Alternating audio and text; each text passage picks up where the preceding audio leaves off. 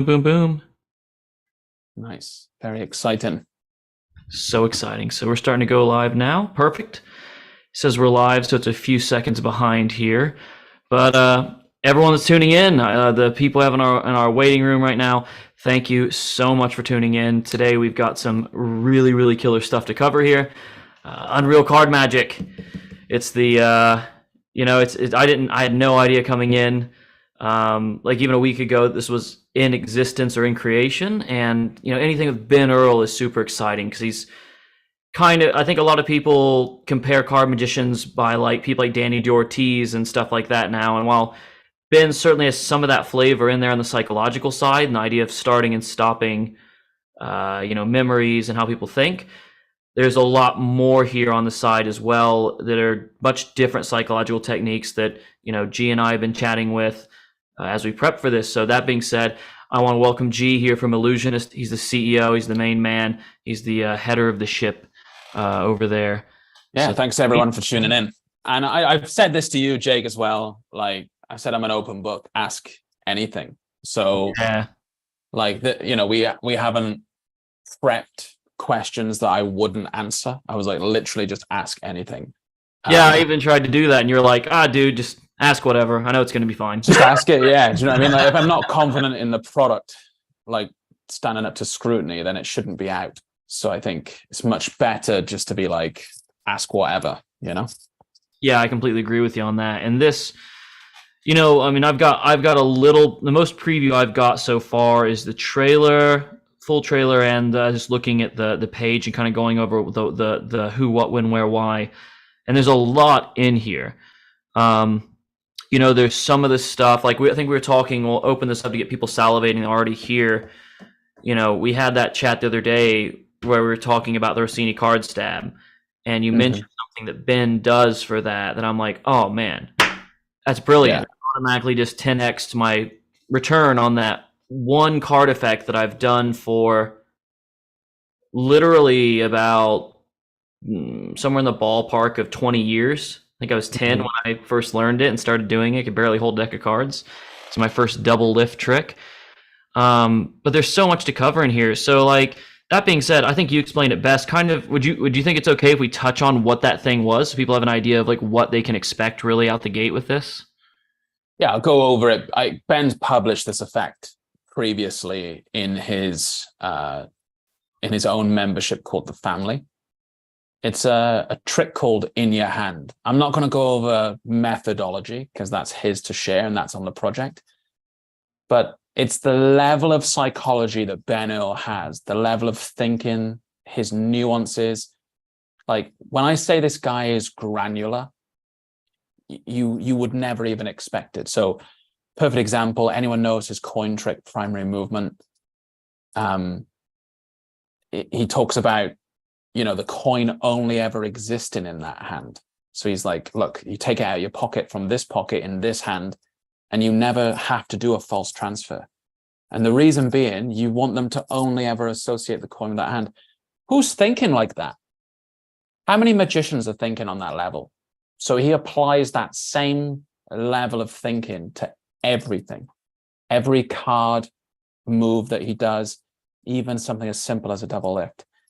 So the thing I mentioned to you, which is, in your hand, his routine, which is probably my favorite routine to do. It's the one in the trailer where he's like, what if it's in my hand? And they go, oh, I'd be impressed. He's like, what if it's in yours? What if it was in your hand? There's so many good things in that routine that I could talk about forever. But the thing I mentioned to you, which was like, he doesn't give them the card face down. He doesn't give them the card face down. So, as he goes through the deck to find the card, they're seeing all the faces. As he gives them the card, they're seeing the face. As they're holding it, it's face up. There's no doubt. There's no obscurity. There's no suspicion of a switch because they're seeing everything face up. So it's like that level of thinking feeding into all of his routines. I can't even tell you, like, Ben is my white whale. He's the guy that I've been trying to get on Illusionist for years, like literally years. Like I remember God, it might have been 2018 or 2019. He was at the Alligator Bar at Magic Live on a laptop. So everyone else was jamming. Mm-hmm. Ben was writing ideas. Like, he just had his laptop open, he had a drink next to him, and he was writing ideas, and no one was talking to him. And I went over and I talked to him, and he's like, oh, take a seat. And he knew that I appreciated the level that he was thinking on. So me and Dwayne, Dwayne behind the camera, me and Dwayne sat there for 4 hours, literally 4 hours, as he told us about mission control, which is his theory for something that I'm not going to tip here, but will become apparent to people. And it was life-changing for me as a magician. It was like life-changing. I was like, oh my God, why have I never thought about that? And I went, after seeing him do primary movement, after seeing him talk about mission control, after seeing him do some of his card tricks, after buying his books, the Shift series of books, I started to look at my own magic and like redefine what I was doing. So I think that the biggest piece of value that I could like say to everyone is 10% of a trick is the method. Like the method, how it's actually done is 10%.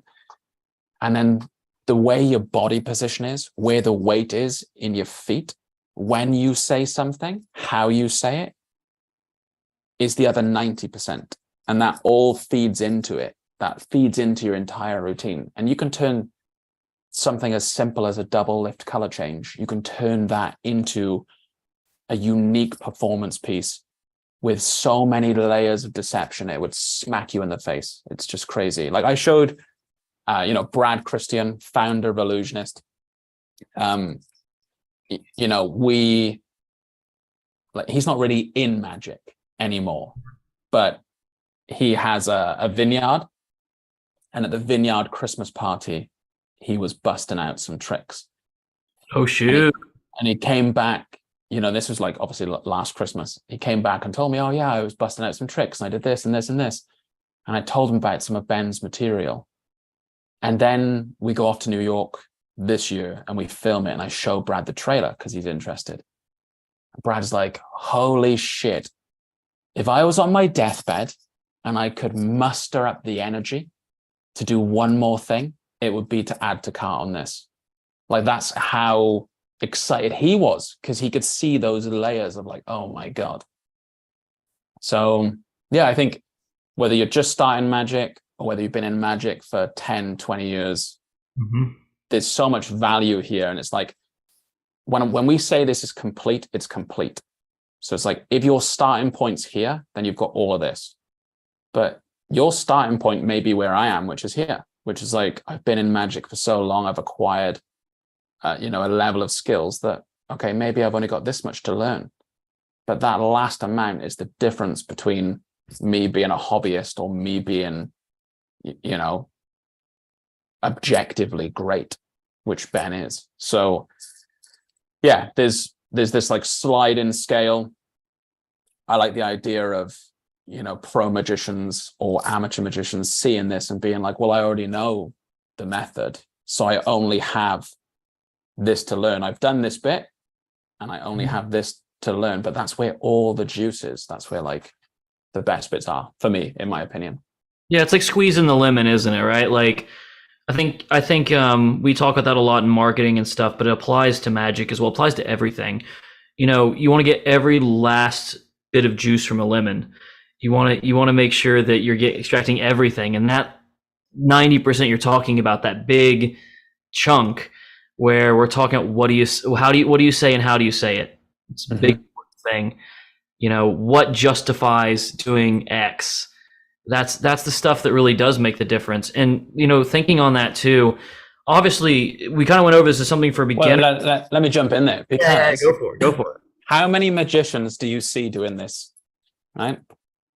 They take out some cards and they're like, oh, so they're on the table, 4 aces. Yeah. So they take out some cards, and we'll come back to those later. And then they pick them up and they go, oh, we've got the ace of spades, the ace of clubs, the ace of diamonds, and the ace of hearts. And they put them back down. And it's like, why did you need to? Yeah, exactly. Subconsciously, as a spectator, they're not thick. They like, well, you needed to go back to the deck for a certain reason. Mm-hmm. So it's like, why are they face up? Why would you need to explain there's only 4 when they were face up to begin with? So if they were there anyway, you don't need to explain or call them out. Yeah. The only way you would need to do it is if they didn't know there were 4 there and they didn't know what the cards were.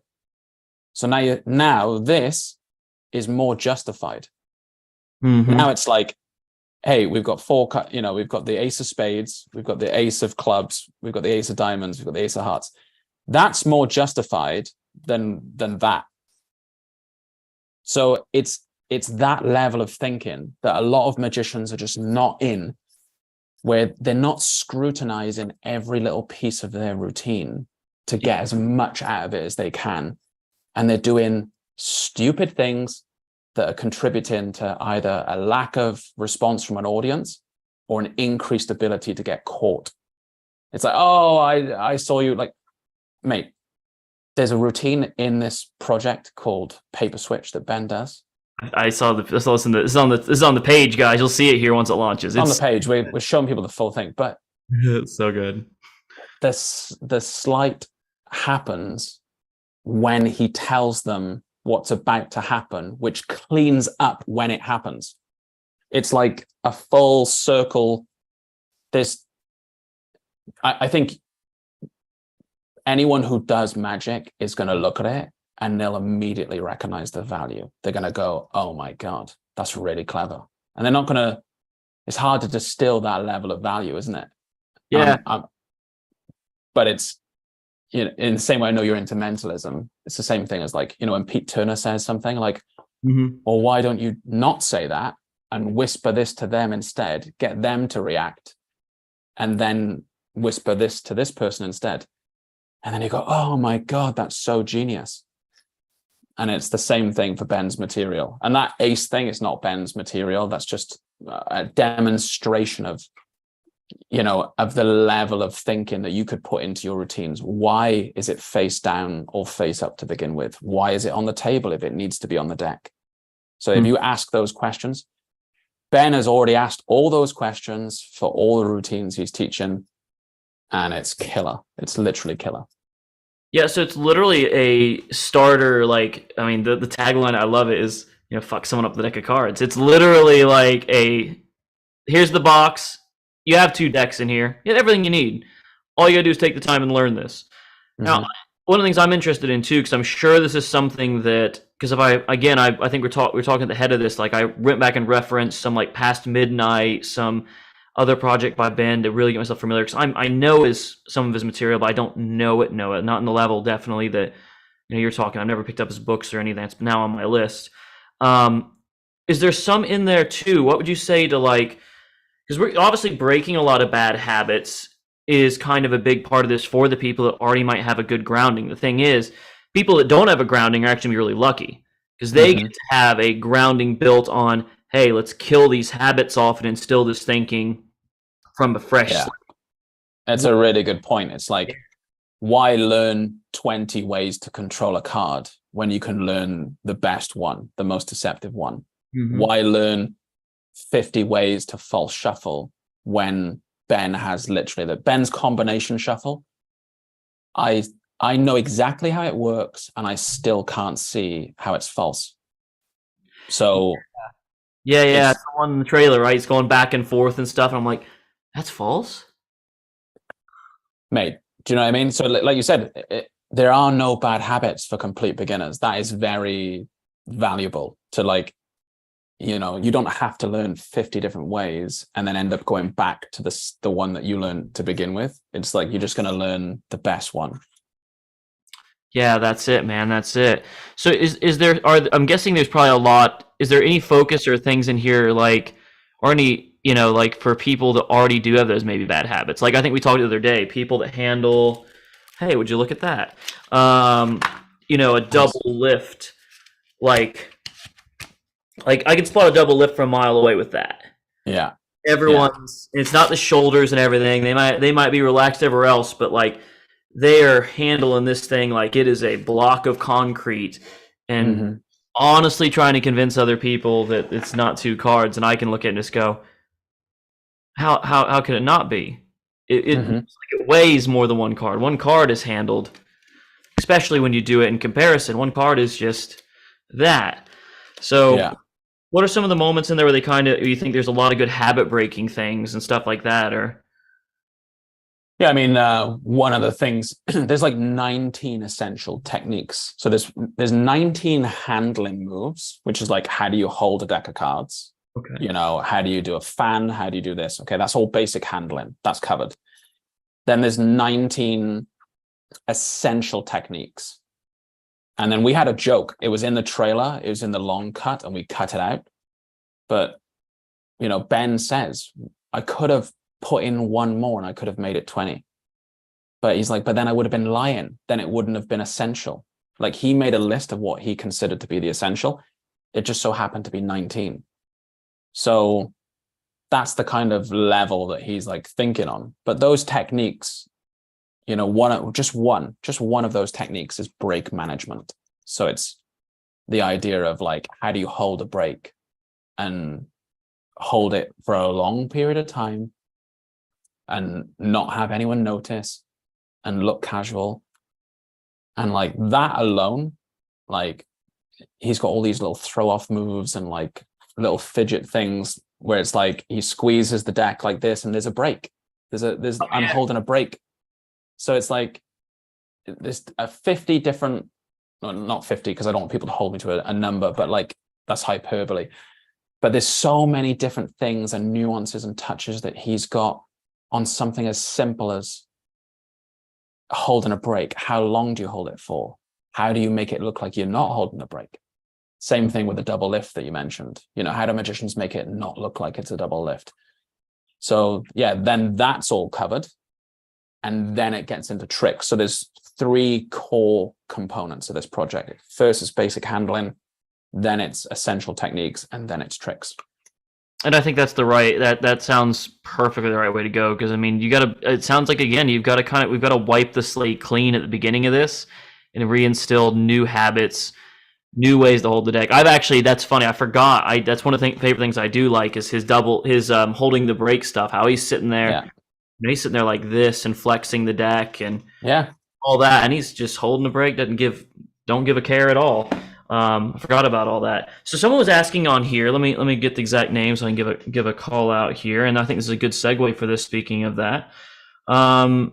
Yin Howie was asking, will the project contain Ben's old material or is all new material? I think we talked about this a bit too. Yeah, there's some previously published tricks there, and there's some unpublished tricks there. So I think people are gonna. Oh, did I lose you? No, I can still see you. No, okay. Sorry, I think Discord is just popping up in the background. Yeah, there's some previously published tricks and there's some things that haven't been published before.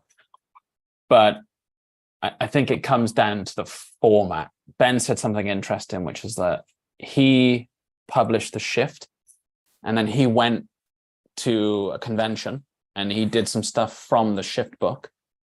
And somebody was like, oh, wow, I bought all your books. When is that coming out? And he says, oh, it is out. It's in the shift. And they were like, really? And like, they didn't recognize it, seeing it, and experiencing it. They didn't recognize the routine that they'd apparently read. So I think it comes down to how people learn. You know, if you're satisfied with what Ben's taught already and you think you have enough, great. And if you're more of a visual learner and maybe you own the books, but you're looking for all of those like live techniques as he's explaining it, then I think you're going to get a lot of benefit too. Yeah. A lot of Ben E-fit. Lol. Tacky. At least I know. But yeah, so there's, and it's interesting because he's like you're saying, he's a super creative guy, and he really is kind of like, it's funny, like, I think people know who he is, but I don't feel like he's quite like if you meant to say card magic, most people think Danny anymore. Yeah. But man, Ben is just like something completely different, just a unique creature. I mean, if we think back to like the Penn and Teller Fool Us appearance, right, where I think a lot more people became aware of who he was, which I think he was doing real ace cutting for that, if I remember right. I mean, I went back and reviewed that the other night, and like at the end of the day, Ben went in there and he fooled and beat Penn and Teller up, not with technique. They knew the technique. At the end of the day, it's still just a call and all this other stuff. But he fooled them with the subtleties of it, just the naturalness. Because I mean, one of the theories I know he's big on is he gets these sequences and these cutting sequences, like I think you mentioned his false cutting sequence. He gets to the point where it's just muscle memory, and he can sit there and talk. He's like, oh my gosh, is it Robert Plant? No, who's the guitarist from Led Zeppelin? He's famous for this. Whoever. Sure. Yeah, I think Robert Plant's the lead singer, but the guitarist from Led Zeppelin's famous for being able to sit there and he can do a solo and then just have a conversation completely unrelated, which sounds easy on paper, but it's really not. And like that too. He's figured out how to do Jimmy Page. Yeah, Jimmy Page. Thank you. Dude, I bet I'm not really. I don't know Led Zeppelin that well. I bet you people are going to be watching this video and screaming, "Jimmy Page, Jimmy Page!" Oh yeah, they're all going to be so disappointed at me. Like, you call yourself a musician? I don't. Yeah. I don't either. So don't hate me. I'm a hobbyist. But yeah, like he's got this naturalness to him, and that's what I think is 90% of the work too, isn't it? Is that thing? It doesn't feel like he could be controlling the cards because he's not giving him enough attention. Do you know what I mean? Yeah. I think there's a lot of value in all of those things: the naturalness, the movement, everything. Like another example is he ruined a room full of people when he was showing off primary movement to begin with, his coins across. He completely ruined a room full of magicians. And the concept he was trying to teach everyone was movement. So it wasn't a coin trick. And they were like, oh, what's the method? But they completely missed the point, which was that it was about movement. And you'll notice when you watch this, one of the add-ons to this campaign is primary movement. Watch how he performs it and how he looks down at his feet and repositions his feet. And it's like something as little as that, like that level of thinking is like you said, that's what throws everyone off. That throws everyone off. Because it's like, well, what's he doing there? What's that about? Or it steals the attention from something else. And you see so many magicians, big action covers the small action, but they're like, look, your card goes in the middle. And they do that. So many times. It's so bad. It's so bad. I've been guilty of it as well. I've done it before. Me too. Yeah, it's always how it is, right? Like, we're always guilty of it until it's too late. You might have to fill, by the way. I think there's Amazon at my door, which is like, this is real life. But yeah, no worries. I'm just gonna go grab that. Yeah, go for it. I'll do his little song and dance. While G's doing his Amazon thing, there was a really interesting question on here it's Idiot Coin. Idiot Coin, I love your name on here. He asked, did you guys notice any interesting difference between performing street magic in the US versus the UK? I'm going to answer this a little bit myself too, because I've done now 2 like live projects over there, and then obviously quite a bit here in the States. I can tell you personally, I find that people in the UK are a lot more open to stopping and participating and all that stuff. Like, because I mean, especially when you're doing like a project like filming like a street magic project or something, one of the big things that I would say someone like Ryan Tricks and Peter Turner, G has a good skill set on this too. And by the way, back. So I was segueing there. Someone asked a question I think is really interesting, and it's kind of like there's Idiot Coin here. Do you guys notice any interesting difference between performing on the street magic in the US versus the UK? It's an interesting thing because I've seen both sides of the world doing his stuff we filmed. I think it's an interesting thing too, and I want to hear your opinions. You've been in a lot more situations than me on that. I find that people in the UK are a lot more open to like, hey, we're doing this thing. 'Cause, I mean, you guys have like Darren Brown, you guys have Dynamo. I mean, you've had Keith Barry before that. And I think that you guys have been trained to be a lot more open to like, yeah, sure, I'd love to see something cool like that. And here in the States, where everyone's kind of like Yeah. closed off, depending on where you're at. Well, so that we mentioned this, we mentioned this on the actual campaign page, but Yeah. we went to New York because New York has scammers and pickpockets, and it has people selling you something every 30 seconds. Come see my show, buy tickets to the comedy club, come to my bar, do this, support my nonprofit. There's not that level of stimulus in the UK. So I think a lot of the times when we go to London and we film a project there, you go over to a group and you say, hey, do you want to see something cool? And they go, yeah. And there's absolutely no expectation of pickpockets, scammers, the idea of selling them something, because it doesn't really exist to that same level in UK culture as it does in American culture. So yeah, I remember speaking to one of the spectators that after Ben had performed, I said, thank you very much for stopping. Are we okay to use the footage? Blah, blah, blah. And she said, oh, I'm just glad you guys weren't trying to sign me up to your nonprofit. And I said, oh, what do you mean? And she's like, oh my God. She's like, I can't walk 50 feet without somebody saying like, support my nonprofit. So it was a welcomed relief to those people when they realized, and this is how I do it. And I'll tip it for everyone here. If you want to go do some street magic. This is a golden tip. Listen up, boys and girls. And it's the same thing I do at gigs, is I tell them it's free. So I used to get hired for weddings, before obviously I did this stuff with Illusionist. I used to get hired to do weddings. I'd go over to a table. Hey, I've got hired by the bride and groom to show you guys some magic. And they go, no, it's okay. And I go, you sure it's free? And they go, yeah, go on then. So free offers get people to raise their hand, don't they? Yeah. So I did the same thing in New York. Hey guys, we're filming some close-up magic. Do you want to see something? No, it's okay. It's free. Are you sure it's free? And they go, oh yeah, okay, go on then. So I think the power of free, a lot of people assume that you are trying to sell them something. So yeah, I think definitely we consciously went to New York for that reason. We were like, we know we can, like, we are British, we've got banter, we know we can go to London and get amazing reactions from people without even showing them a trick.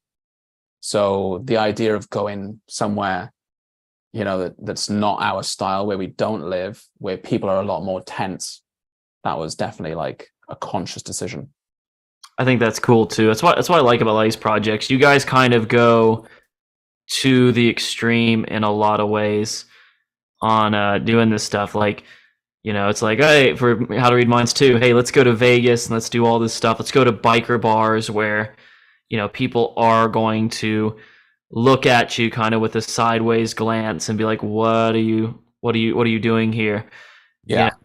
That's the lifeblood of it though, right? That's it. Like the tricks and the magic fuels the adventure in a way. Yeah, exactly. I think you were there when we went to that Mountain Springs biker bar. Mm-hmm. That was like, it's only locals and people in biker crews and gangs. No one's accidentally stumbling across there, and they all want to be left alone. Mm-hmm. And it's like, when you give them something, when you give them a gift of something like magic or mentalism, any stranger, it really does open people up. Like, it does. It's just such something out of the norm, and I think if it's done right, like, it can do a variety of things. I think we were talking the other day, like, anymore, like my opening stuff anymore is not even magic, if you'd call it that. Like, I do the cat's paw, I have a fake tongue. I love just gagging people with that because it just looks gross and it catches so much attention. And then, I do just a little app gag thing that we talked about. And yeah, like that's before I even do any hard hitting magic. And then once they've warmed up to me, right, then I'm like, okay, well, you guys understand that's actually gonna fuck you up. And they're like, sure. So that's different. Those are like you said, that's not even magic. That's like an icebreaker. The idea there is that you're warming up a crowd to like you as a person before you get them to like you for solely magic. That's it. And I'm curious on that too. Like when you're watching, because I don't know Ben personally. I've never been, on a call with him like this or face to face. What did you see? Because I know I've heard he's a very interesting personality. What did you see, like how that went with warming people up with him too? Because I know with you guys it's very cut dry. We've got to get in, get our performances, get amazing reactions, and collect whatever we need, and then kind of move on to the next thing. It's very production's very tight. Yeah, you're usually flying in somewhere for 5 days, 6 days, and there's usually a deadline of we're flying home, so we need to capture this, or we've got the convention in 5 days, so we need to get it done before then. Very different kind of shoot for this one. It wasn't as tight because there was nothing at the end of it, so there was no convention at the end of it. We didn't have to be anywhere, and we specifically went to New York and told no one. Yeah, Ben didn't tell anyone he was there. We didn't tell anyone we were there, because it's always fun to hang out with magicians and go out for dinner, and they come round to wherever we're filming, the studio, the Airbnb, wherever we are. But all of that costs time. it does. So it's it's a 1 hour meal for a crew. Is that your cat or a ghost? That's the cat. Okay. I saw your door creak open. I was like, oh my, either you're about to get murdered or your cat's coming in. Oh yeah, he had to come and say hi. It happens in so many YouTube videos, and people it's like a running gag now. Like, what was that at 12 minutes 23? What was that? Yeah. Like, it's just the ghost. Don't worry. My Ring doorbell went off as well. It's like ding ding ding. I was like, oh, typical. I was like, darn it. I'm home all day, and it's like when you're on a Zoom, it's when it's going to go off. That's it, right? But yeah, no, it was less of a rush, and Ben was very personable. Oh yeah. It wasn't like he was in a set of oh, I need to do all these 12 tricks to this one audience. There were some times where, and this is again, a bit of inside baseball for people. I was helping to set up the next people to film with. And so it was I would go over to groups and I would chat to them, make jokes, see if they're interested, and then tell them about Ben and his magic and what to expect about being on camera, which a lot of people are not comfortable with. Right, exactly. Where it's going to be used. It's not going to be put on TV. It's, it's not for this purpose. It's within the niche of magic, or it's going to go on our YouTube channel. It's not they're going to be on Netflix with a double chin. Yeah. It's not, right. Which is what a lot of people are scared about. Yeah, exactly. Or so, what do I do with my hands? You hold yeah. But there were times where Ben was so personable with audiences that it put pressure on me to fill the gap. All right. You know what I mean? He was busy chatting to people and finding out about them. Oh, you're a bunch of lawyers. Oh, you guys are oh, what do you do? And then I was there with the next people who were hyped up and amped up to see. I was like, Ben, sorry to interrupt. These guys are a next. They want to see something. So there was definitely this one spree of 2-3 hours where we were at Hudson Yards in Manhattan. And yeah, like you said, Ben was just so personable that it was a little bit frustrating for groups that were waiting to see something. But I think it's better. I think it's better that he was like that, and that he wasn't rushing people through. Okay, trick for you. All right, bye. It's better that he took the time with people. And the cool thing is, those people will go away and they'll have that story for the rest of the time. Because shit, I couldn't imagine being a normal person, not a lay audience, and just stumbling upon Ben Earl doing this somewhere in New York City, I couldn't imagine like what the rest of their like conversations were like after that during that day. Like, Almost everyone wanted to follow Ben on Instagram afterwards. oh They were like, yeah. oh, where can I find you? Like, where can I, like, they were actively seeking out more of him. So Mm-hmm. it's definitely having an impact. We've got one point, dude, we met a guy first night, right? We land in New York, me, Ben, Miles, we're waiting for Dwayne. He's on a separate flight. And we go out for dinner. And we get a waiter whose dad was a talent agent, right? And he's like, my dad was a talent agent and he used to be around magicians and everything. Like he could see cards on the table, he could see us taking Polaroids, and he was like inquisitive. So it died down in the restaurant and we showed him some stuff, that is what we're promising with magic. When we say you're the most interesting person in the room, it's so true. No matter where you go, if there's a deck of cards on show on your table at a restaurant or whatever, people will ask you, oh, what's that about? And then when you say it's about magic, it's like game on. So we showed him some stuff and he was blown away. He was like, oh my God, you made my night. You've made, like, he was just so appreciative. And then 3 days later, we run into him and his missus in Times Square. Oh, no way. In a city of like 8 million people in Yeah. Manhattan. Especially bumping him in Times Square, which New Yorkers do not go to. Yeah. So he'd gone to the theater with her. Like they'd both gone to the theater together. It must have been his night off. And we'd gone into Starbucks to get some water. And he's like, oh my God, guys. Like, and then he's like, please show her. And he was amped up and he was doing the introductions for us. Oh my God, these guys are from the UK and they do this. And they're like, and he was amping his own girlfriend up about the tricks. I don't know. It's just like magic affects people in that way. And especially if it's done correctly, it's like, it's a walk-in advertisement for life, for you as a person, as a performer, that those people go away and they'll sell other people for you. Yeah, it really is. That's kind of what I've experienced in life too. Like even to this day, I'll still see people I haven't seen in like 5 or 6 years. They'll recognize me because I still look like a adult man child, and they'll be like, "Oh man, do you remember that thing you did where you took the ring off and you threw it up on your?" I'm like, "Yep, I seem to remember that." And they're like, "Oh, you got to show them," and I'm like, "Cool, yeah, I'd love to. Thank God I brought a deck of cards with me." Yeah. Yeah, mate, all of that is like, that's the beauty of being within magic, isn't it? Yeah, it really is.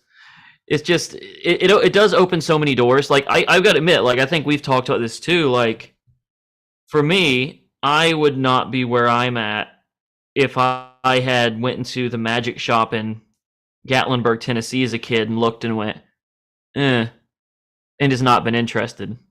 Mm-hmm. I would not be where I'm at all. I would have never got the camera. I would never be here. Like it's opened up so many doors. I mean, even still working in marketing, you can still bend a message to something like a card trick and make it effective. So I guess that's a good segue too. Like people that, I mean, not all magicians are full-time magicians. And I know for a fact that quite a few people that use magic in like the sales environment and things like that, maybe not as a way to always do the pitch, but as ways to kind of explain things or ways just to, engage and entertain friends and clients. What are your general like thinking on that, and where do you think things kind of fit in this project too? And then after this, I want to cover like what the packaging is, because I'm excited to hear about that too. Yeah, I mean, the concept of a party trick. Everyone's got one.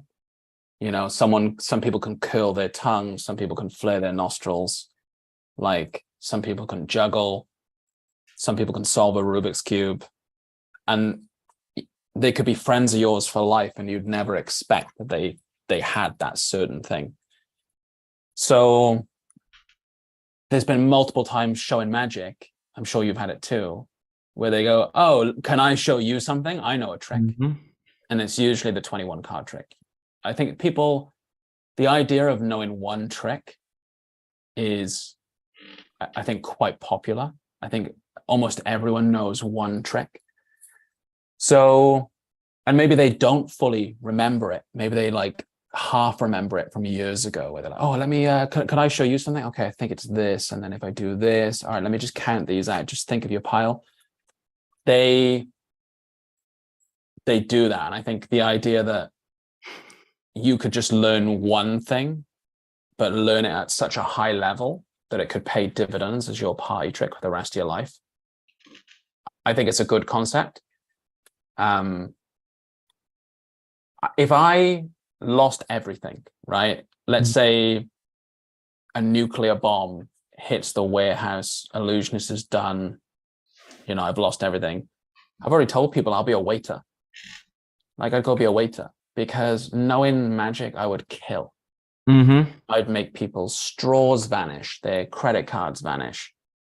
I would like do things with their change. I'd take a penny from their change and bend it and give them a keepsake. And because I know that I would absolutely clean up on tips. Yeah. Because I have these skills of like magic. So it's like, where else could you use them? I always have emails from people. One guy is a car salesman before, and he says that he does magic whilst he's waiting for the deals to be approved. So he's like, that's smart. Let me check with my boss. Let's see if we can get you another 500 off. By the way, can I get you a drink? Hey, check this out real quick. And he like keeps them engaged in that moment and not bored. And then at the end of it, he's like, let me go check on that. Okay, now it's done. And he's just killed that 10 minutes of time where they would just be sitting there like this. Like, he's just made it a really enjoyable experience. So yeah, I think you could use these skills even if you weren't a full-time magician. I'm not a full-time magician anymore. But I still love magic, and I still do magic at every opportunity I've got. Oh yeah. It's one of those things, right? Where, I mean, even Brad, this is the waiter thing. And that's where Brad started off, wasn't it? He was a server in a restaurant, and he, was doing tricks for his niece and nephews, and then he had this grand vision, and here we are today. Yeah. Yeah, exactly. So yeah, I do think it's valuable, and I'd probably say that it's more valuable to those people because it's gifting them something that's unique. Like, a pro magician might already have a certain level of status within his bubble. Mm-hmm. And although there's a lot of value on here for those people, and those are the bits that get me excited, I think the idea of, working in a factory. You work in a factory, but at the office Christmas party, you blow away 10 people because you had this. I think that's a portion of the magic world that gets often overlooked. It's like people assume that people who love magic aspire to be in Vegas and to have a show. But there are so many people that are just happy with, like, hey, I learn a trick on the weekend, and I visit my friends every Thursday for games night, and I always try and make sure that I've got something else to show them. And that's a huge portion of magic. Yeah, it really is. I mean, the thing is too, I think that like I love me some Doc Hilford, and one of the things Doc says that's interesting, he's made us talking about mentalism, but I think it applies to magic too, and this also applies to this whole Ben Earl thinking too, because I'm sure that this is probably covered in there. Less is more. Like, if you do one hard-hitting thing that is so damn good, and it does what it does, it's sometimes just good enough. And it sounds like every effect probably in here is that level of like, hey, I'm going to do one thing, that's it. I'm not going to try and control the night. I'm going to do this one thing to get to get myself, who I am, and then let my own personality kind of guide things from there. It's always how I like to do it. One thing. If I do more than one thing, I know I've screwed up. Yeah. No, there's definitely that level of thinking there. I remember, Juan Capilla, the guy. Sorry, no. Juan Colas. Sorry, the guy. Colas. There's two Juans. Yeah, this guy. Yeah, Juan Colas. Yeah. Apologies to Juan Colas. Juan Capilla and Juan Colas came to France with me. And it was like so hard to get. I was like, Juan, and they were both like, yeah, we need new names for these guys.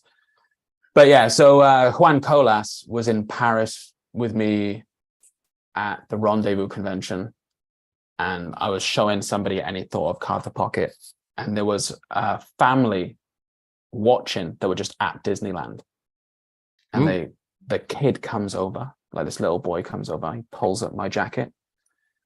He says, "Are you doing magic tricks?" And I said, "Yeah." He said, "Can I see one?" I said, "Yeah."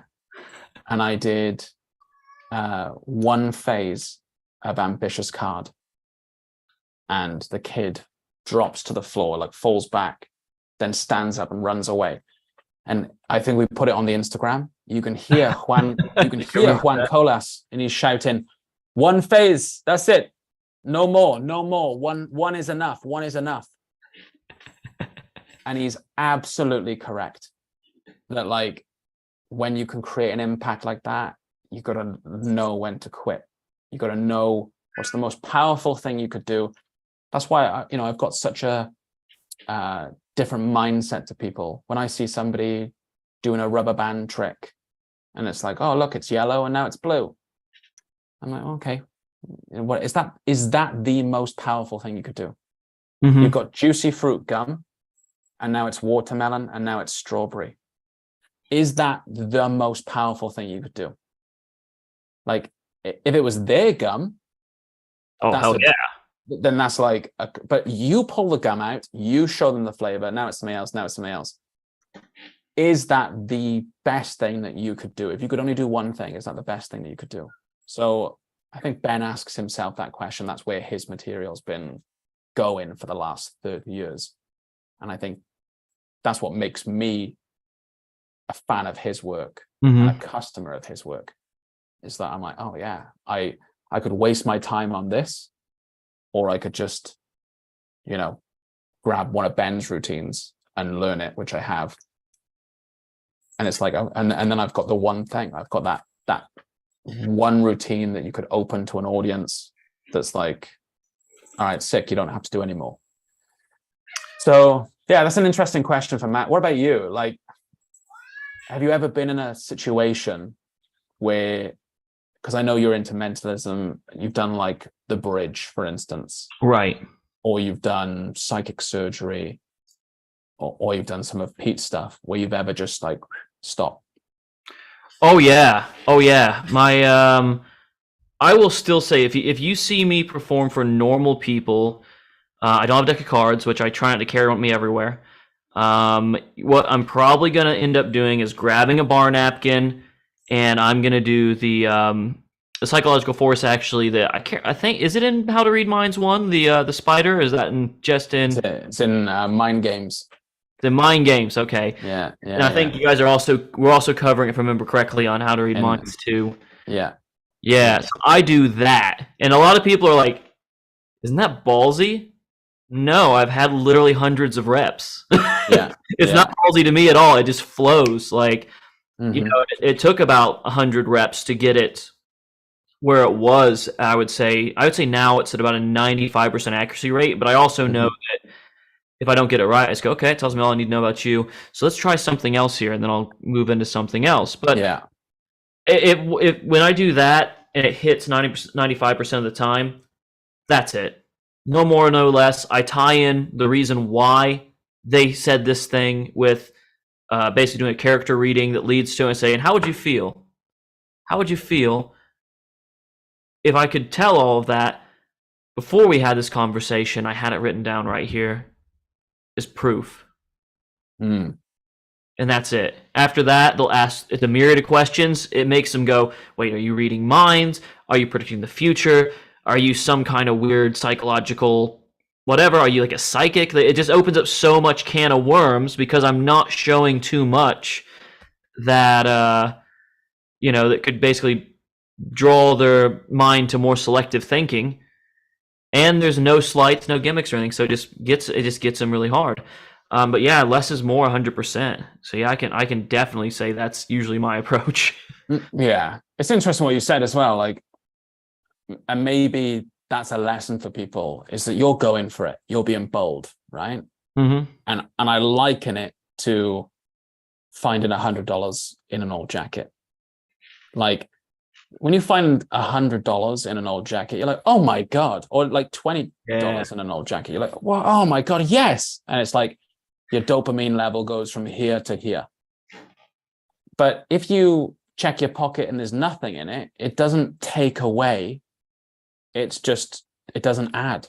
And I think that's the same thing that people don't really realize about being bold with magic or going for it, is that if the trick doesn't work, it's not like you've just lost, 50 points in their mind.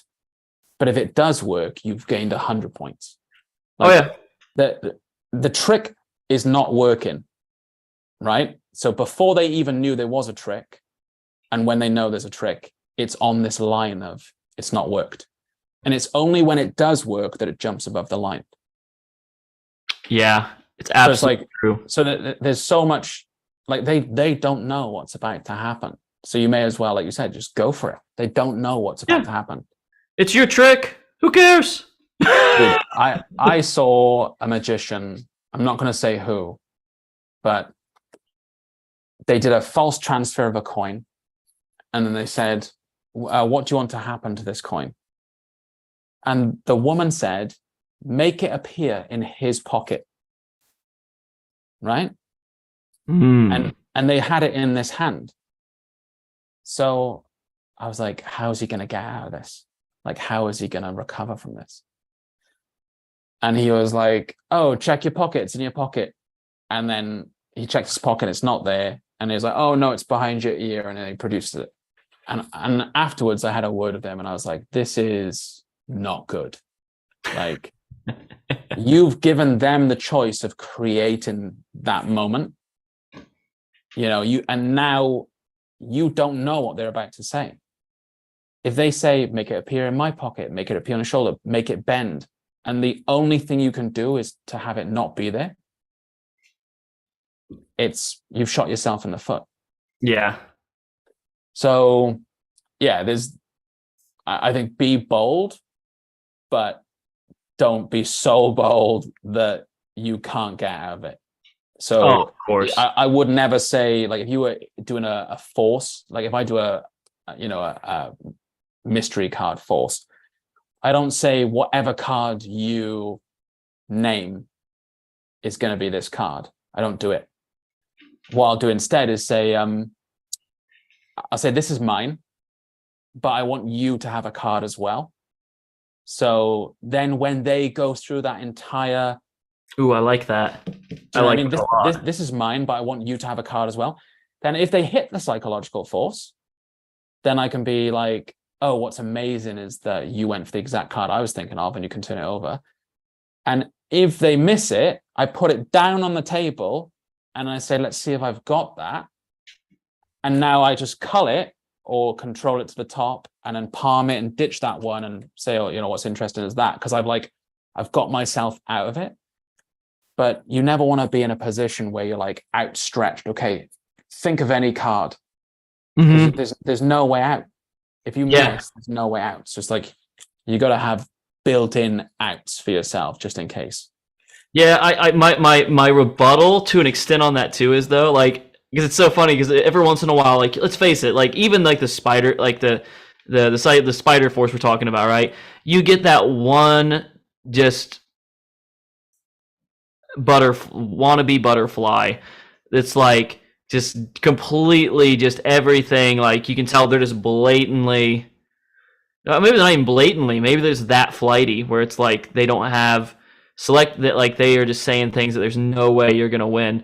And at the end, sometimes if they're like that, I'll just be like, I'm not gonna lie, this didn't work, and just turn it over and go, it was fun though. So what are you into? It's real big, so you get used to it sometimes. So sometimes I will do that stuff just so I can get used to, like, if I get really walloped and I fail big time, at least I'm okay with it, can do it with a smile. Dude, it's the reason people don't get into stand-up comedy. It's that fear of bombing on stage. It's the same thing with magic, that people fear bombing in front of people. And I think, maybe they don't have that confidence in the routine or they don't have that confidence in the method. And maybe if they spent more time polishing that one trick instead of learning 30, they spent more time refining it, they'd feel a lot more confident road testing it and getting it out there. Yeah. I agree with you 100% on that. So yeah, it's really interesting. There's like this a different dynamic, I think, as well with card magic, which is that there's an expectation of a trick with a deck of cards. Do you know what I mean? Like if you've got a deck of cards, people think of magic, they think of a deck of cards. So maybe there's a lot more pressure on card magic than there is on mentalism, because with mentalism, especially if it's propless, they don't know what the outcome is. Whereas with card magic, you know, they know it's about to be a trick, so you best deliver. So I think people might have more holding them back when it comes to a card trick than just being bold and saying, oh, think of a number between 1 and 10. 7? No? Okay, cool, let's get a drink. Like, yeah, I think it's hard on cards.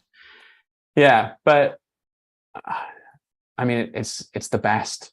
It's the best. Like for me, it's the best. I take a deck of cards everywhere.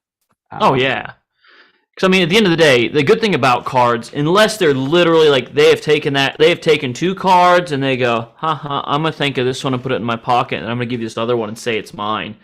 That is the. That reminds me of this. I was in Denmark. I just thought about this. This is funny.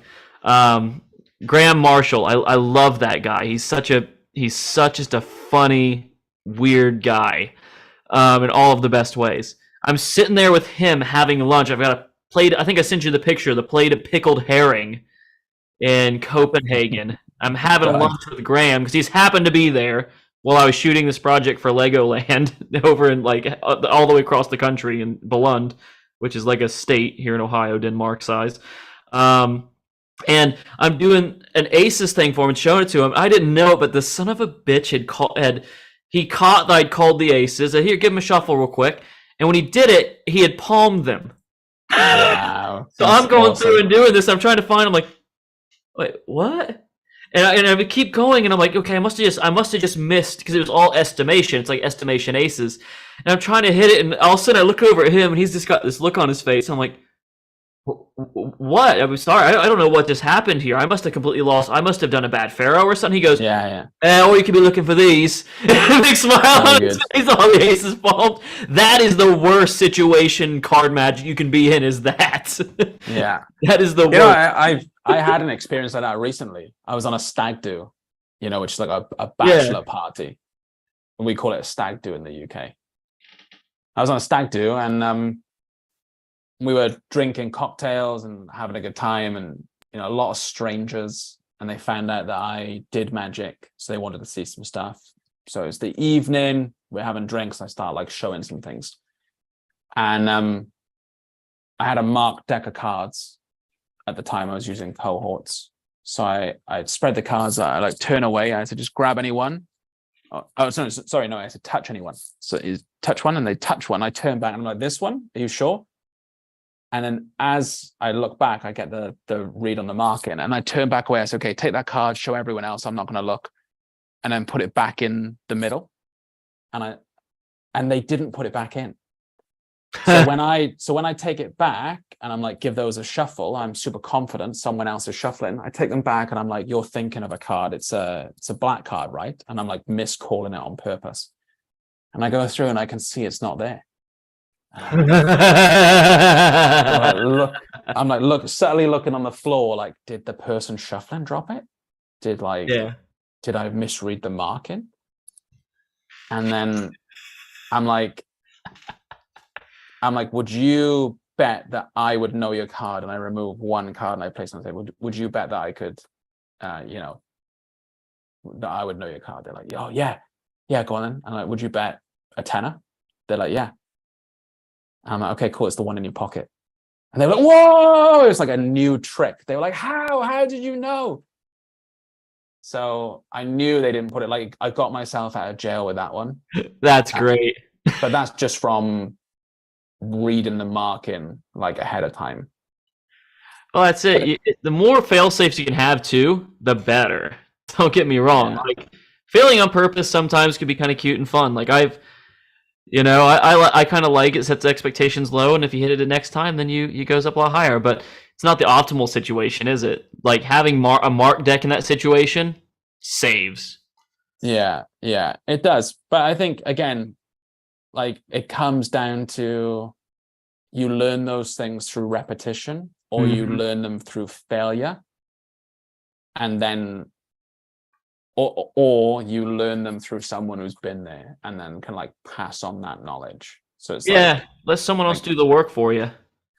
yeah, like so I think I wrote a blog post years ago about the bell curve of learning magic.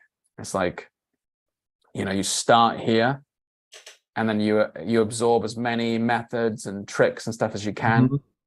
And then like we're talking about now you go back and you're like, actually, I'm just going to do a double lift color change. Oh, actually, I'm just going to do card to pocket. Actually, I'm just going to read the marker and tell them what it is.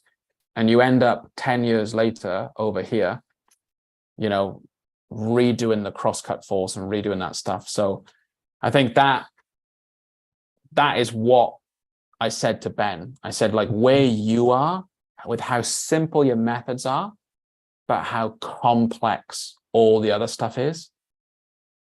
Like, you're over here. That's why I enjoyed, like, Sav's in the chat.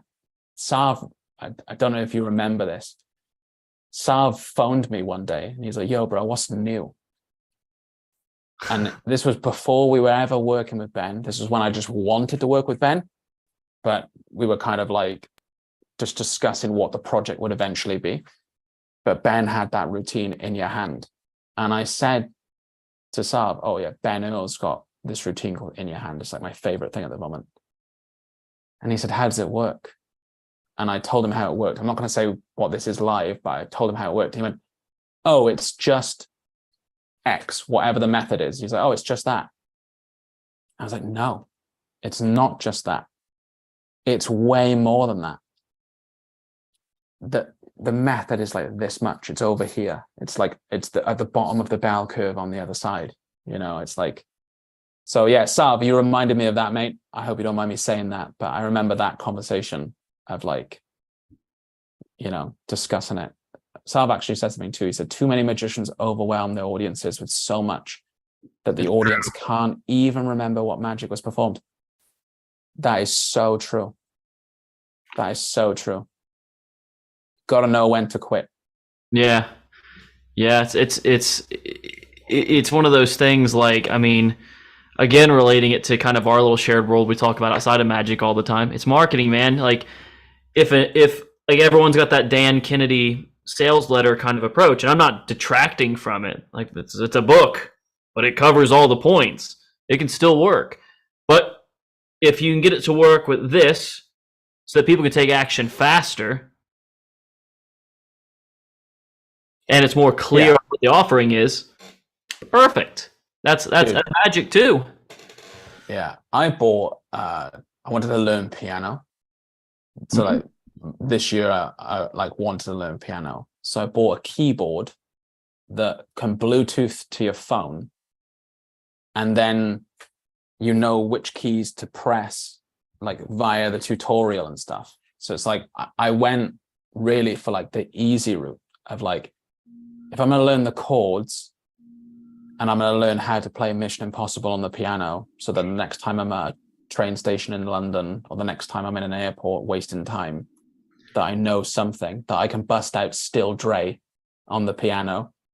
Like, I was like, what's the easiest way of doing it? That's it. Like, I want to do the foundations, but in the easiest way. Like, how do I learn that stuff quick? So yeah, I think people are of that mindset now. It's that whole concept of life hacks, isn't it? Everyone's a life hack. Like, yeah, those little viral videos of like, oh, here's how you peel a boiled egg. Here's a little life hack for that. I love that video. That video saved me so many hours. But that's what I mean. It's like there's a way now that my missus is folding my jeans on a hanger that presentationally in the wardrobe looks incredible. And she's like, oh yeah, I saw this little hanging jeans hack so that it doesn't slip off the hanger. It's like a little. So I think everyone's looking for that. Everyone's looking for like what's the most efficient way to do everything.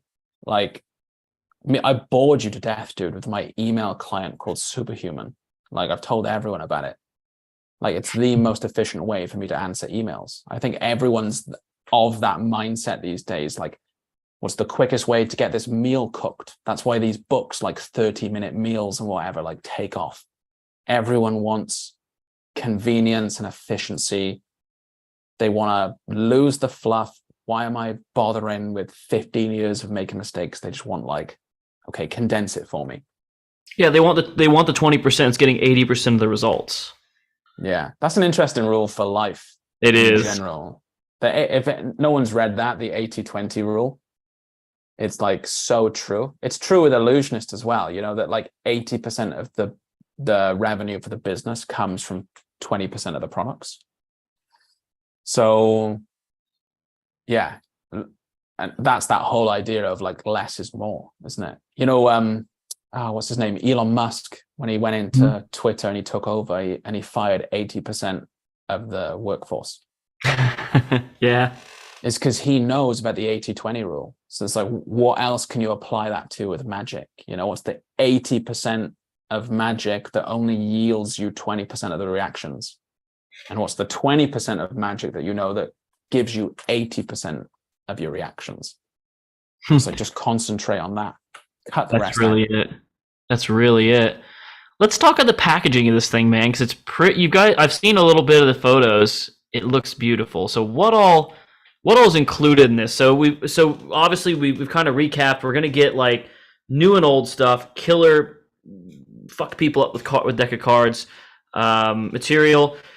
Ben Earl, enough said. Guy's the legend, and we're getting kind of that 20% out of his personal repertoire. Like, this is the 20% that generates 80% of his results, really.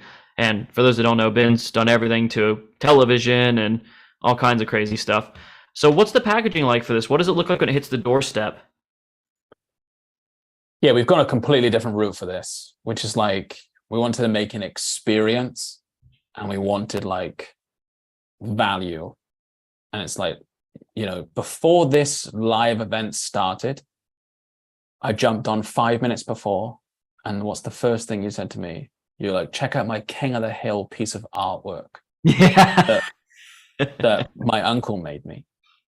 And you've got it proudly displayed on your shelf. So that the first thing is that the packaging is an art piece. The packaging for this is something that you can display on your shelf that's a daily reminder of your pursuit of Unreal magic, you know, of Unreal card magic. And then hidden in the base is 2 decks of cards and a limited edition book. And then access to all of the video tutorials teaching everything. So it's hours of tuition. But we did it specifically that way because we don't want people just to kind of like open a box and chuck the cardboard in the recycling, and then it's just like out of sight, out of mind. You don't think about it again. You don't practice. At least if it's on your shelf every day that you look at it, like it's doing something for you. It's a reminder. So yeah, we've gone a completely different route with it.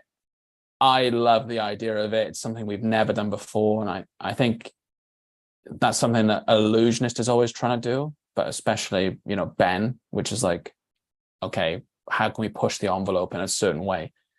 I think the closest thing to it was years ago with the Paul Harris True Mysteries puzzle box.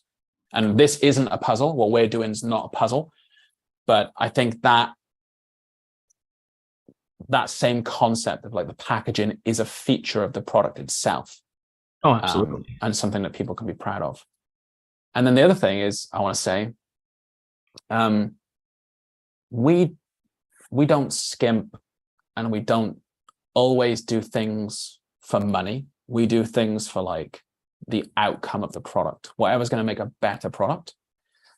So when Ben decided to collaborate, when Studio 52 decided to come on and collaborate, one of the things that I know from him and that fans of Ben will know from him is that he uses crush stock tally hose. If you own the shift books, and if you're a member of the family, you'll see that he's always using crush stock tally hose.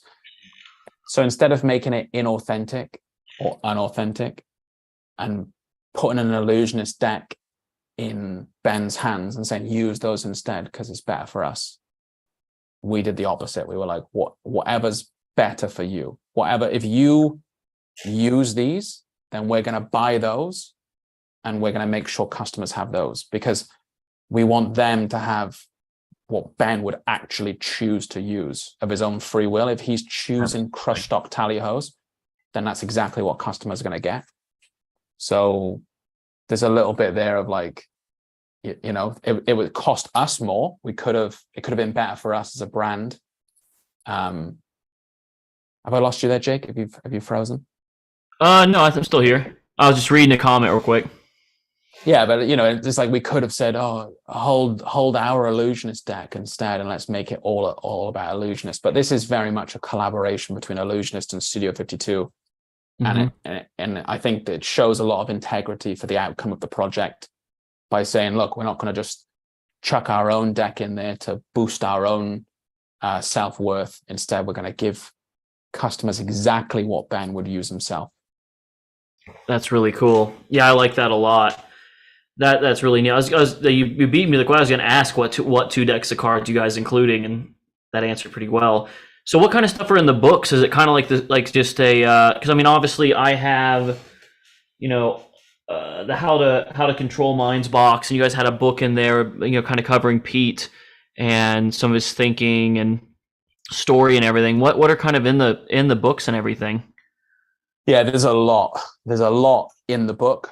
I would say it's primarily focused on philosophy and psychology and the way that Ben thinks about everything that he does, and then how that bleeds into his magic. So there's a lot of conversations I had with Ben in New York over dinner where I'm like, I've never thought about that before in my life. And he has so many of those insights. So that book is covering a lot of that, a lot of his own philosophy, how he thinks about magic. So yeah, I don't want to give away too much before we launch. Yeah.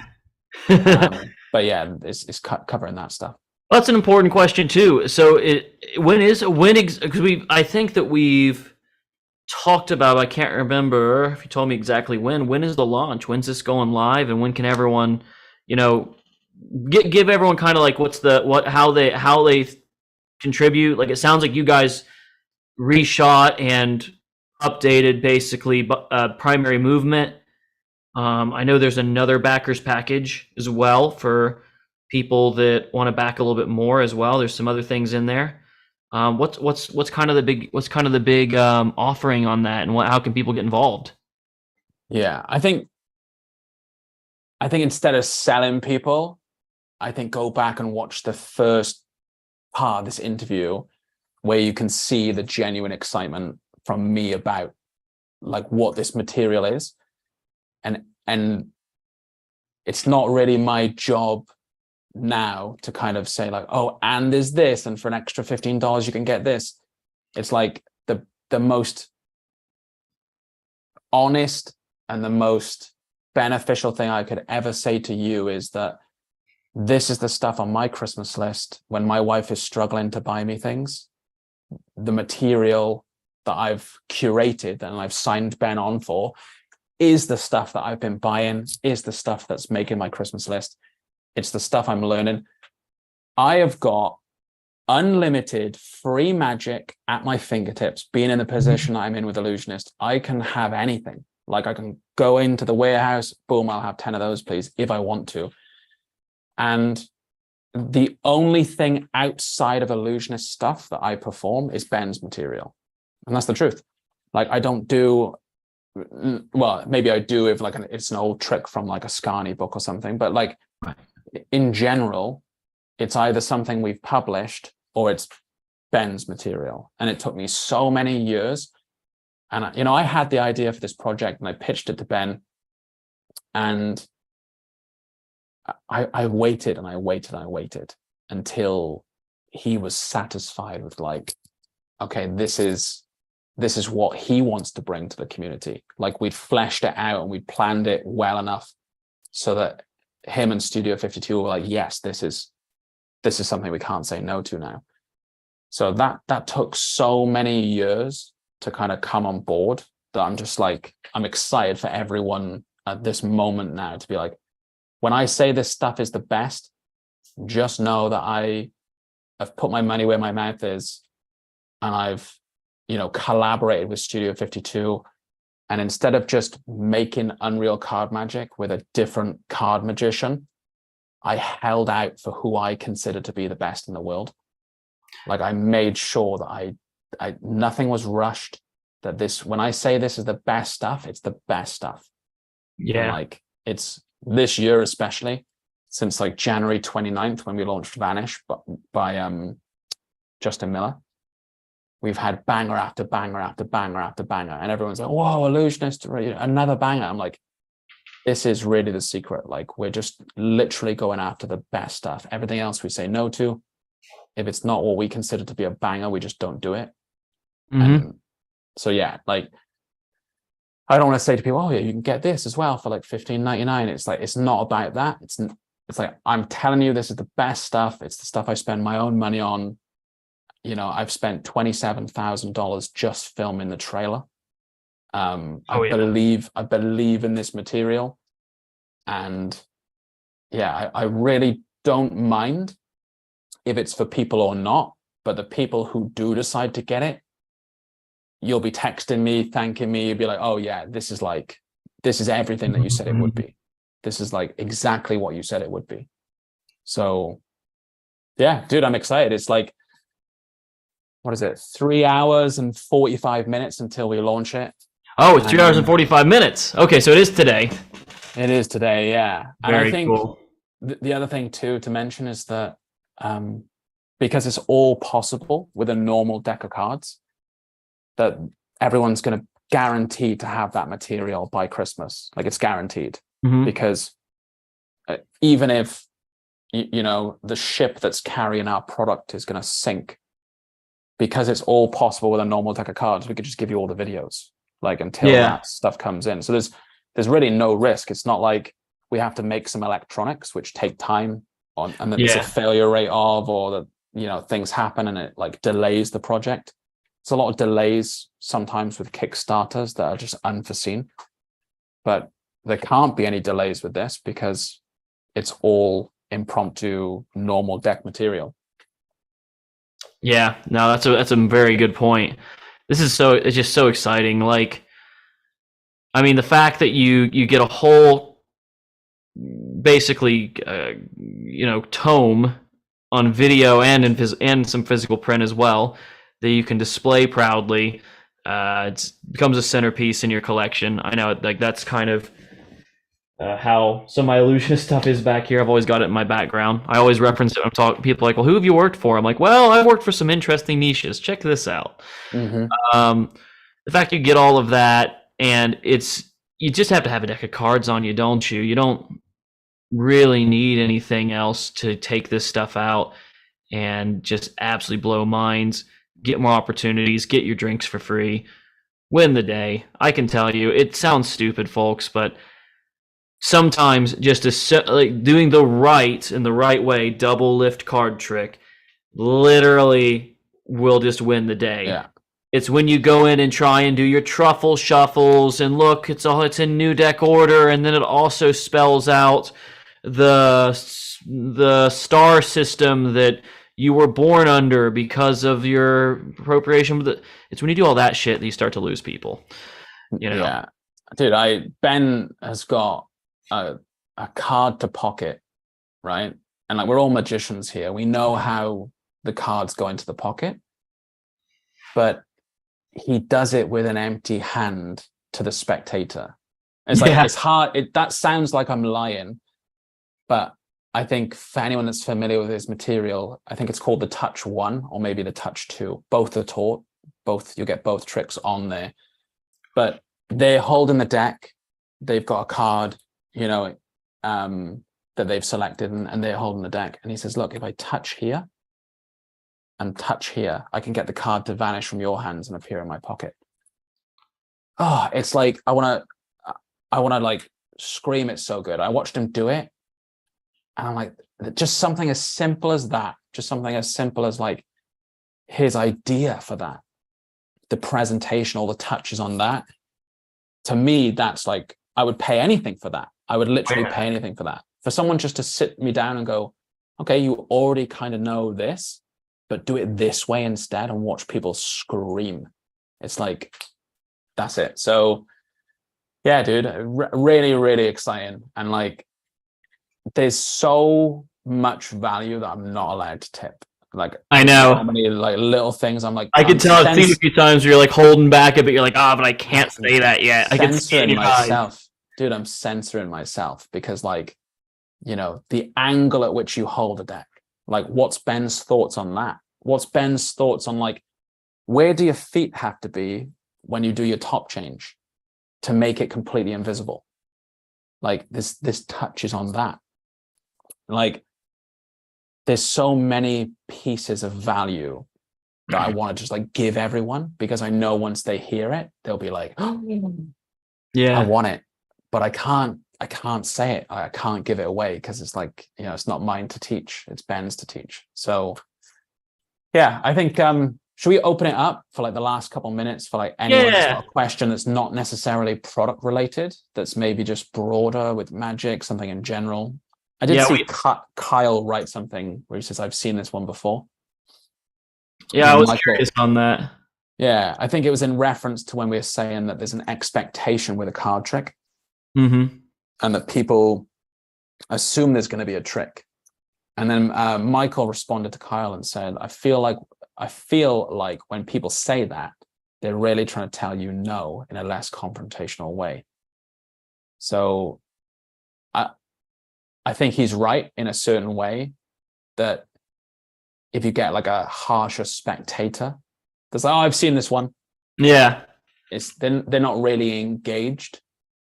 And then that's your fault, because either you're trying to shove something down someone's throat and they're not interested, in which case, why are you even bothering? You shouldn't be performing for that person.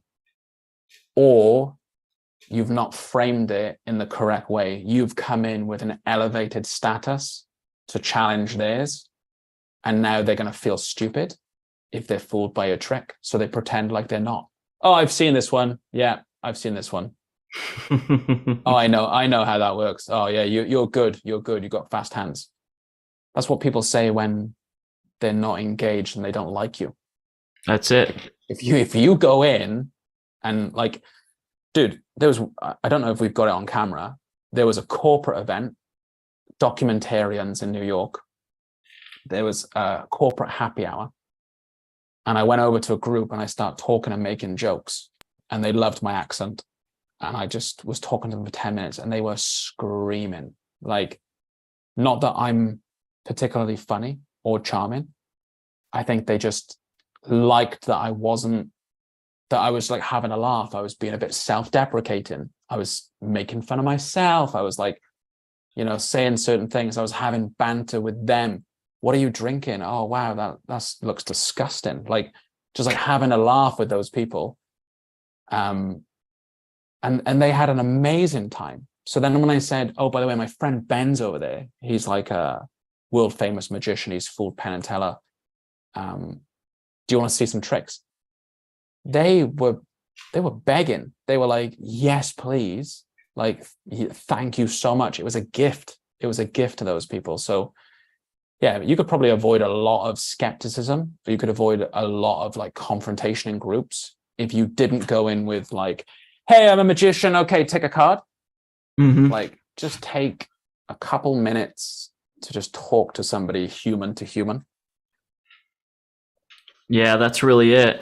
Like, like people want human interaction. We're so devoid of it anymore. Everything feels like a robotic. It's like you're saying, like a lot of America in general is a lot like what you encounter in New York City, where like you're constantly getting offers thrown at you 24/7, and to just have a moment where it's a true free offer. It's a true, I'm going to offer you something that's a memory you're going to remember forever, and it's free. Completely. How many people do that? How many people give without expecting something in return? By the way, you know I'm a magician because I dropped some cards. But how many people give without fully expecting something in return? It's not many. Not many people do that. Like if you give and don't expect something in return, that's a really powerful position to be in. Like, so probably there's some expectation, like you said, in America. Okay. There's a new tactic, and I think like it doesn't necessarily have to be a tactic. It kind of annoyed me that it is, but like, you know, people that knock your door for charity. Yeah. I had one knock my door and they said, do you think that blind children should have access to all of the educational materials that they would need? And I said, who says no to that? Yeah. Of course they should. Like who says no to that? And they went, oh, okay, great. Now that you're, you know, now that you agree. And it was like a way of them Jedi mind tricking me into, you know, signing up for 12 months of this thing. And I felt sad that they even needed to have a tactic. They shouldn't need to have a tactic. They should just be authentic and say, oh, hey, this is the problem. This is what happens in the world. You're probably not aware of that problem right now. This is how we fix it. Do you want to help us fix it? Yeah, that's really it. I think it's like, you know, this equates to, like, I hate putting like, it's kind of like social dynamics in a way, right? Like, I've seen so many magicians fail on this, you know, and I've failed on this too. They just go, I'm going to go perform tonight, and they go out, and what's the first person they go for? They either A, go for the alpha male of group and think, I'm going to tackle him first. Or they B, go for the hottest girl in the group and think, yep, I'm going to do card to pocket on her, I'll tell you what. And yeah, they set themselves up for failure. The tactic, like we're talking about here, just looks vain. It looks disingenuine versus disingenuous. Yeah, disingenuous. Yeah. I know for a fact people are going to be like, wait, that was the wrong word. Yeah. Yeah. Ricky there. No, you're right, dude. You're right. I think I didn't mean to cut you off on your train of thought there, but no worries. I've actually seen magicians do this. So they'll meet a big group of people, and then they'll go, again, hottest girl there. Hey, what's your name? And then they go, oh, my name's Sarah. And then you go, all right, Sarah, let's do this with you. Take a card. And they don't ask anyone else their name. They don't say hello to everyone. They just go, all right, Sarah, let's do this with you. And they focus in on one person that they think is going to give them the biggest reaction. Like I swear this, like I had a bigger reaction to a joke on one performance in France than I had to the tricks. I went up to a group of guys, manly men, at like a motorcycle festival. And as I was walking past, I heard they had British accents. So I was like, okay, I can like, you know, approach these guys. So I went over, oh, hey, I'm Geraint. Where you guys from? Oh, we're from so-and-so. Okay, what's your name? Oh, nice to meet you, you know, Dave. Nice to meet you, Pete. Nice to meet you. Where are you from? Oh, I'm from Morecambe. Where are you from? I'm from this place. And I get to the last guy, and he's got, you know, turkey teeth and like Iron Man sunglasses, and he's like in designer clothes. And I said, where are you from? Newcastle? Which is like a stereotype, you know, that the people who are dressed to the nines in their designer gear with their like spray tans and their perfectly white teeth in the UK, that like that's where they're going to be. And he was from Newcastle, and everyone went nuts. Everyone was, ah! And they were all like slapping me on the back and like hugging me and stuff. And that's before I'd even done a trick. Yeah. But I did those introductions, and it's fucking amazing to see how many magicians go like up to a group of people, and it could be like 3 guys and 1 girl, and they'll go, oh, hey, okay, I'm James, I'm a magician. I want to show you a trick. Okay, let's do this with you. What's your name? Sarah. Okay, great. Take a card. You've isolated your audience. You've like completely isolated them. So it's like, I don't know, maybe not, don't rush into it. Take some time, actually get to meet people. Oh, what do you guys do? Do you gamble at all? Are you familiar with cards? And then, all right, thanks, Pete. You shuffle those for me whilst I, oh, what's your name, Dave? What about you, Dave? What brought you to here? What brought you to New York? Oh, you live here? Oh, cool. Do you like it? Like, oh, great. They're shuffled. That entire base of interaction, although it's very like surface level, is better than just going straight in and like alienating 3/4 of your audience. Oh, big facts. It blows my mind. Or the other thing is the Johnny Fast hands on me. Hey man, you say what's up, man? You should take card. Yeah, cool. Put it back. Top card. Yeah, that's it, right? Yeah.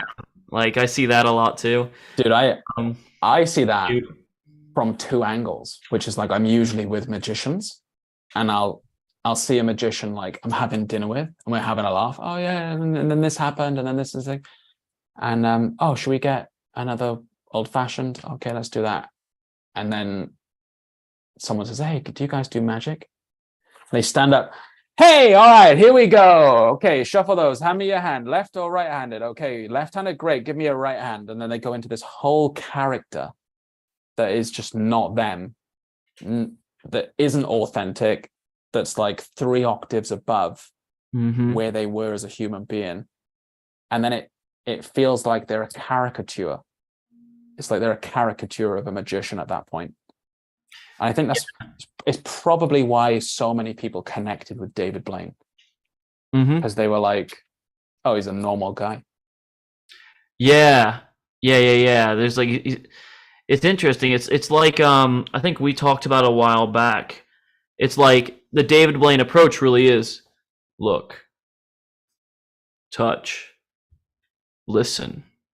It's just it's a lot of, once he starts getting into it, he's a master at getting this like micro script down to like just one word. And I do that a lot with the stuff I do. If it's something visually or kinesthetic driven, Heartbeat's a great example of this. Not to keep pushing that thing, because I'm sure everyone's got it now. But when you just go, you have the pencil, you just go, look, feel, and you just let that silence ring in. It makes that still of you there, by the way, is going to become a meme. I guarantee. Pig Cake is going to meme that within seconds. Yeah, he's going to take that and run with it for sure. Yeah, dude, you're right. I think there's a lot of tropes within magic that people should try and overcome. And it's one of the, like, I ask myself this question: why do I give a caveat to what my job is? Why do I say, oh, I run a magic company, and we teach the secrets to magic tricks. Cool ones. Yeah. Why do I have to say that? Why do I have to? Not like sparkly waistcoats and top hats, and like, not that stuff doesn't have a place. Right. But it's like, why do I feel the need to say that? And I think it's because of a lot of those tropes that we just discussed. There's a lot of tropes in magic. Dude, when I see somebody in a t-shirt and a waistcoat and a trilby, I know they do magic. It's so funny. Dude, it's true. It's so true. Funny. Go to a magic convention and it's like there's a guy in a trilby with a waistcoat over a t-shirt. And you're like, you're a magician. You're a magician. And he has some kind of twisty mustache. Not even that. Like, but that's interesting to think about, isn't it? It's not even a negative. It's not even a negative. It's like, because everyone has their own individualized styles. It's not my style, but my style might be, not someone else's style. They might go, oh my God, that guy's wearing Chelsea boots. He's already 6'2". What's he doing in a boot?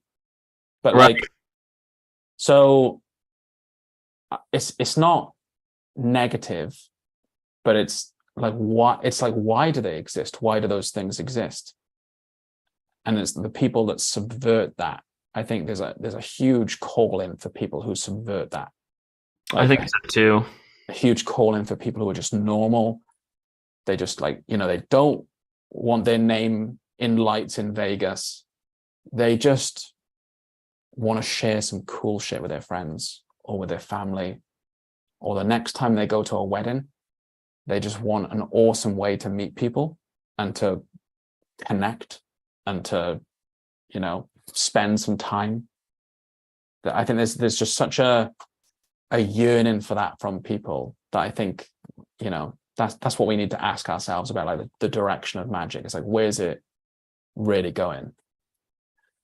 I don't want to shit on new products. I saw something recently that was like, I did want to comment. I did want to like write something.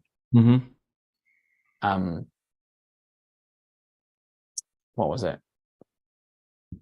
Leviosa. That's what it was. Incredible trailer. 2 incredible creators, right? Works. People loved it. And then I asked myself the question, if the deck can't be inspected, so they can't touch it before and they can't touch it after, they can't inspect it, would I ever do it? Like me personally, would I ever do it? And it has its place. It definitely has its place in magic. And there is no best. There's just different. So it's like, I don't want the thread to be like, oh, he shits on this because it's not his product. I love plenty of stuff that's like, nothing that we make. Oh yeah. But I looked at that and I go, okay, the first question an audience would ask when you have something like that is like, can I check that out? Same with Heartbeat. The pencil's normal, can I check that out? First question, someone said when we launched the teaser for Any Thought of Card to Pocket, and I was doing it to the French twins and they didn't ask, but they, I took the card out of my pocket. It was your card, 2 of hearts. And the first comment was like, oh, shame the cards on the table couldn't be turned over. And they could. Yeah. But it was a valid question. It was a very, very valid question. It was like, the question was basically what an audience member would do. An audience member would be like, that's so fucking unbelievable. I'm looking for like, was that real magic? Yeah. Or was that something special? And now they're clamoring for like, okay, oh, show me that was real magic. Like, give me that extra bit of proof. So I think it's definitely preference. And like I said, I think that thing looks really well made, and it looks like really got it. Dude, it looks really fun to perform as well. The visual is fucking insane. The trailer's great. And yeah, I didn't buy it because of that. I'm like, okay, well, now I have to carry something that can do one thing that can't be inspected. So it's like, does that, I don't know, does that deserve my pocket space? Yeah. Well, I mean, I think I've told you already how lazy I am. It's like my EDC is like, I don't have my keys on me, but always have Flight with me because that thing is just, I don't know why more people don't know about it. It's banger.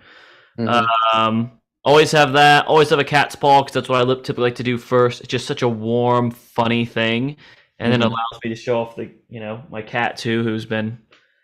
I'll send you a picture after this meeting. You're gonna laugh. Why earlier I turned around and went when you were chatting. Took a picture of it, but like. It's I'm a light pocket space guy, and the idea of carrying like, hey, you need this extra thing that takes up this amount of space just because it does this one amazing thing. I'm like, yeah. I don't care. It's a trade-off, like there's almost like a graph of like the more visual something is, the less practical it is.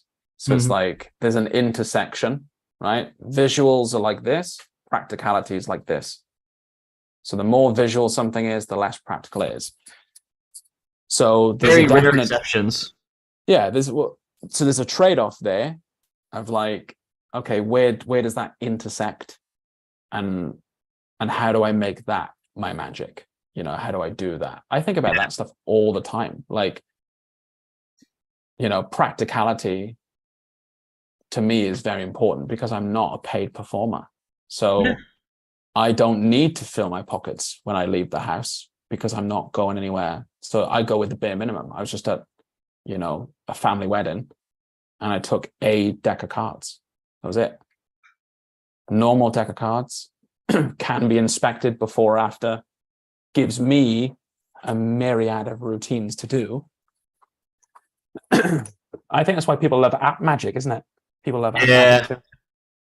Yeah, I'm a big change of mind on that. Yeah. Because they've got their phone on them. So it's like pocket space wise, they don't need to carry anything extra. They've got it and it's all on an app. So yeah, I get it. There's just like a lot when it comes to people thinking about magic. I think there's just so many questions you can ask. So I don't know. Be nice if anyone's got any questions. I do have to go. I've got stuff to do. Yeah, I've been monitoring for this launch, but I haven't seen anything here yet.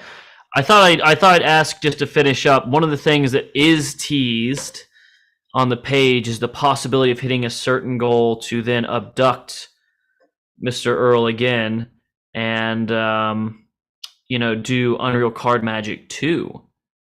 Yeah. Is there anything you can talk about on that just yet, or is that something where we haven't even gone down the pipeline of really getting that sussed out yet? Yeah, there's a sweet spot for what people can absorb, and we left off a lot of the table material. I say a lot, all of it. Basically, we left off all the table material. So things like Triumph and other stuff, Card Under Glass. Ben has incredible routines with all of that. And we just had to leave it off because there was just too much on the project. And it gets to a certain point where it's like, we can charge what it's worth and charge $900 for all of it and give everyone everything. Or we can hold stuff back to be fair to Ben. And like, I'm the kind of person where it's like, if I saw, hey, contains 11 hours of material, I'd actually be put off by that. Yeah, it's so hard, isn't it? Yeah, because I'd be like, oh God. So I think really now it's like there is a structure for a number 2, but it's just not currently something that we're focusing on. But if this becomes so popular and customers tell us we can take it, look at how excited we are about this, we can take it. We want that other material too. Everything that you had to put into Unreal 2, give it to us as well. If we hit that level, then we're going to make that available. Oh, of course. But, I think that's not really the focus of the campaign. It seems a bit premature to be like, oh, it's Unreal 2 as well. I think really the focus now is like, and Ben says this is all you need for life. This is all the material you need for life. You don't need Unreal 2, technically. You don't, right? But there is other things there of value for people who want it. So it's like, Unreal 1 is enough. And I think that's a very strong place to start. And then if it gets to that point where people are like, we blew this up and give us everything you got, then yeah, I've agreed to kidnap Ben and get the other stuff done too. That's killer. That's really killer. Well, I have utmost confidence then that number 2 is going to come around because it's Ben Earl, man. I mean, it's such a cool collaboration here because I know you guys put so much focus not just on the quality. The quality's always great with Illusionist, right? I mean, I'm a videographer too. You can see my feed. This is the stuff I do. The quality is always great, but more than anything, you guys do just kind of the right way. Like every project almost feels kind of David Blaine special-esque, because you actually are going out and finding real people, real environments, all of that. So for people to see that in the real world, and I think it'll be fascinating when number 2 does come around, which like I said, I'm pretty confident that'll happen. It'll be cool, because then I think what's going to be really interesting to see, how does Ben get people into the environment where they are sitting down, where table material, it's the things that I think most people are like, don't think about. But there's some stuff I like to do that is like table material, but the transition of getting him to a table is difficult sometimes. You know what I mean? Yeah, Ben goes where Ben goes, and he, like, there was 2 instances of like where I would have made a different decision to him, where he killed it. And it was once in the restaurant, we were sitting down and the waiter wanted to see something, and he did the card trick while sitting down. He didn't change his environment at all. And that was really interesting, that he didn't stand up and like get himself at the perfect angle. He had so much knowledge and so much confidence in all of the other elements of that routine that he knew he was going to fool that guy no matter what. So I think that was interesting. And another time, there was a group of women sitting, waiting to see something, because Ben was with another group. And I was like, oh, don't worry. He's going to come over and see you just 1 minute. He's just finishing up with them, and I'll send him over. And once he finished, he said, oh, Ben, these ladies want to see something. And he went and sat down in the middle of them. Now, one of the tricks he was doing required him to stand, and he did it while sitting down, which is interesting, that he like didn't get I would have got everyone to stand to make it easier for myself, but he didn't try and make it easier for himself. He didn't change the environment. It was just interesting. So it's like he needed to be standing and he didn't. So there's like, I walked away from that and I was like, oh my God, like he pulled that off while sitting down. Like I was in a certain level of admiration for that.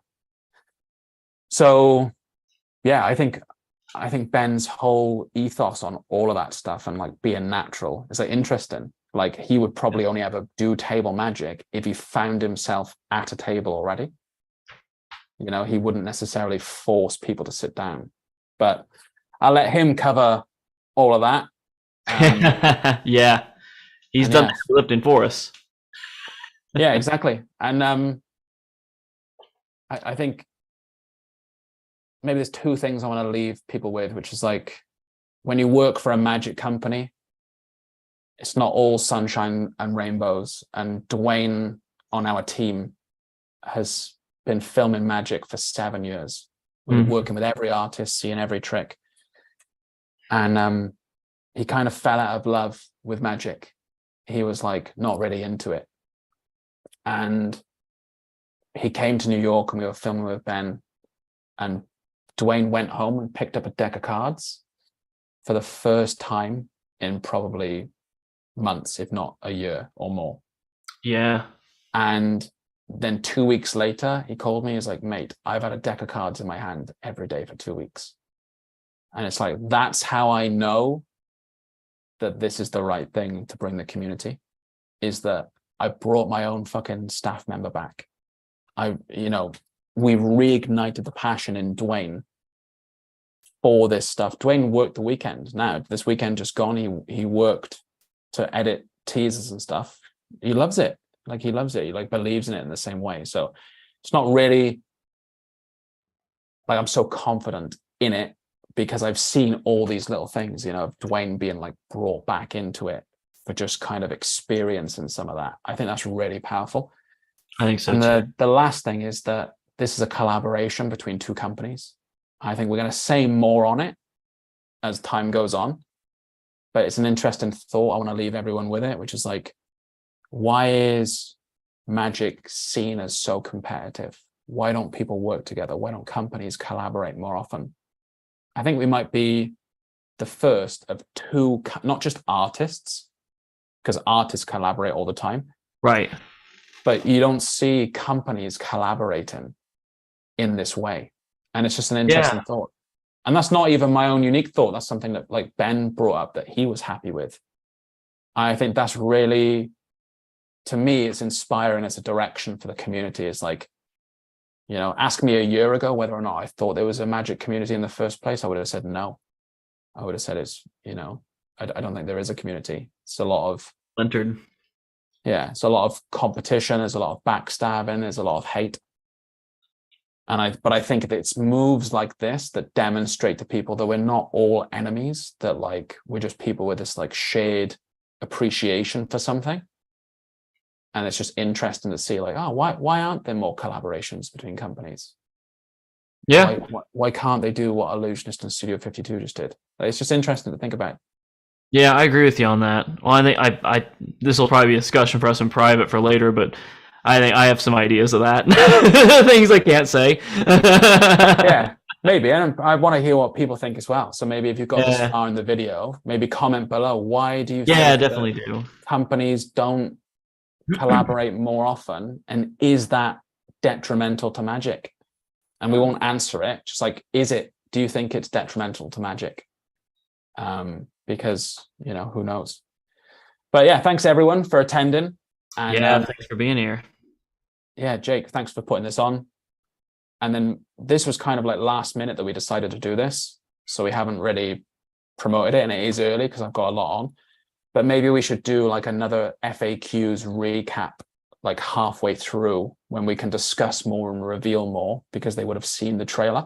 Yeah. So if people have questions, leave them all in the comments, and I can come back to Jake's channel at any point and we'll answer everything you write down. So if you've got some questions that weren't answered because it's not launched and I wasn't able to reveal it all yet, if you've got those questions, we can always come back to those. Awesome. Yeah, that's great. And I'll do my best to keep those organized. So when we do have the FAQ, excuse me, later on down the line, you know, we can come back and answer those live on the air and get some really good answers there too, and make sure everyone's on the same page.